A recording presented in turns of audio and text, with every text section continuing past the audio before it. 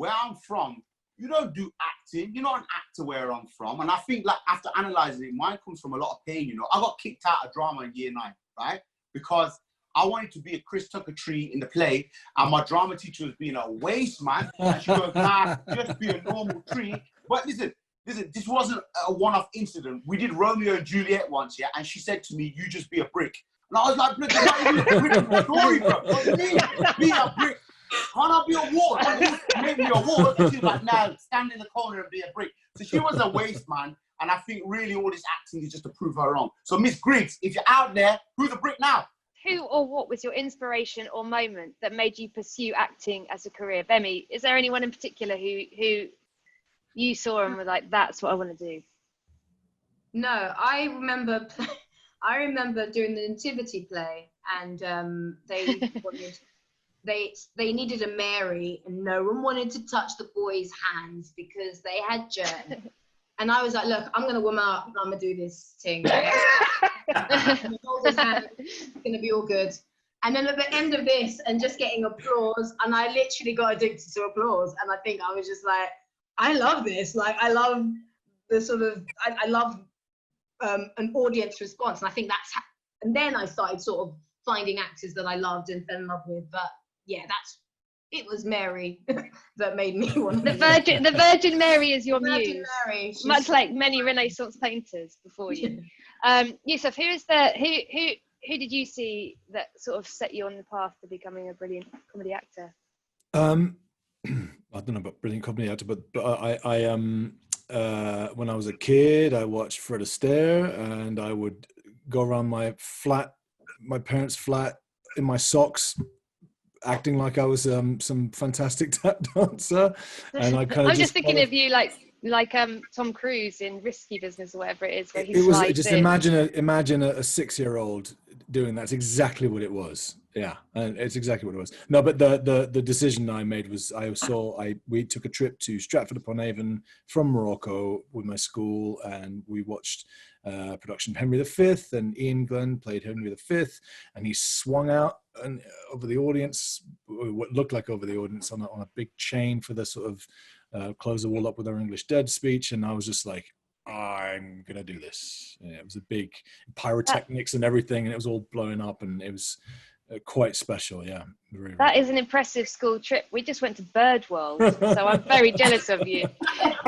Jamie, who was your comedy heroes when you got into all of this? I mean, all the classics, everyone knows them. I mean, I suppose my dad is probably as a kind of like origin point, like, I don't know, so much mad stuff would go on in our house that sort of resembled story structure that you sort of eventually start to go, oh, and I can tell these stories to people at school, and they become, it's like, oh, they just work. I don't have to add anything to them. Like, I remember my dad used to run like a Greasy Spoon cafe, and he once came home and he was like, Jamie, look at the internet and find out what was the name of the ship in the film The Titanic. And I was like, you thought the internet was just like a room full of people in our house making calls and getting answers. You know what it was. But, and I was like, you joking? The Titanic? And he was like, I bet Bert 15 pounds is the Mary Rose. Like, Bert, and what are you doing? But I kind of think stuff like that was like me and my sister would just like die laughing and be like, that's objectively funny. There's no strings to that. We've got to try and do something with that. So, yeah. Sian, who did you as a comedy performer, who do you look at and go, God, they're just brilliant, and that's something I want to follow in their footsteps, kind of thing? I mean, to be honest, I didn't really have anything like that. Like I grew up doing amateur dramatics in my area. I mean, I knew when I was like 7 years old that I wanted to be an actor. So I joined the group, and we did The Wizard of Oz. I played a munchkin, and then I got like rite of passage, and then I got stage fright. So I didn't do the show the next year, but my sister did it, and they did The Little Mermaid. And I had this like really strong like feeling that I can remember like it was yesterday, where I was sat in the audience and I was watching the show, And I knew that I needed to be, or I wanted to be on the stage and not in the audience. And then I did like loads of Amdram, but I did like musical theatre basically until I was 18. Then I went to drama school, and then I was spat out into this industry, which like completely kind of like stifled me and wouldn't let me play character roles or anything like that. But of course, I had my little spy, Phoebe Waller-Bridge there, who her hard intention was always to showcase that side of me. So I'm just like genuinely like indebted to her for the rest of my life. But Imelda Staunton was someone that I just was obsessed with. I saw her in her and Clark Peters and Henry Goodman and Joanna Riding in Guys and Dolls at the National when I was 14 years old. And then I went back and I queued from like 5 a.m. to like watch it again twice. So that was another huge moment where I knew I wanted to do this. But Imelda Staunton is probably the person that's been like consistently someone I've followed, but to my shame, like comedy, I know nothing about. Like I learn from all of these incredible people that I am totally in awe of. Yeah, I don't know. I can't believe that, because you certainly don't look like that. You look like you nail every joke, and your timing is so perfect when you're doing those lines, and that's more than the script. That is so much about the performance, and timing is impossible. You can't learn timing. You either know it or you don't. But maybe something to do with musicals. I don't know. Maybe, yeah. Ncuti, who do you look up to, or who did you have in mind when you got into all of this sort of comedy side of things? Do you know? So I've never played a comedic role before Eric. I'd never played one, and I'd never thought of myself as a comedic actor. In terms of getting into acting, it hadn't been like a burning passion that I had from growing up. I was like 17 in high school, couldn't decide what to do, and my teacher was like, "You need to go to drama school and not uni, because you're not gonna hack. you're not gonna hack uni."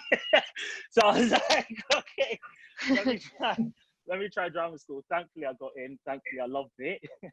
But it was mostly like classical theatre. I'd never played a comedic character, and I don't.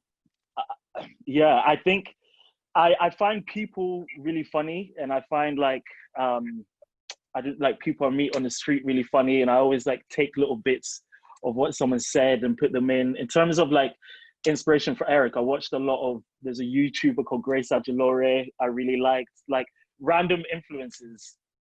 How do you say her name? Grace Adjolore. Adjolore, yeah. How do you spell her surname? Ajilore. Okay.